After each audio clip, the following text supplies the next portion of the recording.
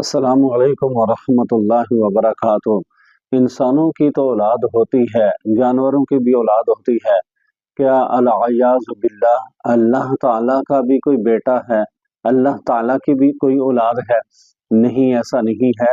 قرآن مجید کے اندر اللہ رب العزت نے یہ واضح طور پر ارشاد فرما دیا، قل هو اللہ احد، کہہ دو کہ اللہ صرف ایک ہے، اللہ الصمد، اللہ بے نیاز ہے، لم یلد ولم یولد، نہ کسی کا باپ ہے اور نہ ہی کسی کا بیٹا ہے، ولم یکن لہ کفوا احد، اور اس جیسا اور کوئی ہے ہی نہیں ہے، اس کا ہمسر کوئی نہیں ہے۔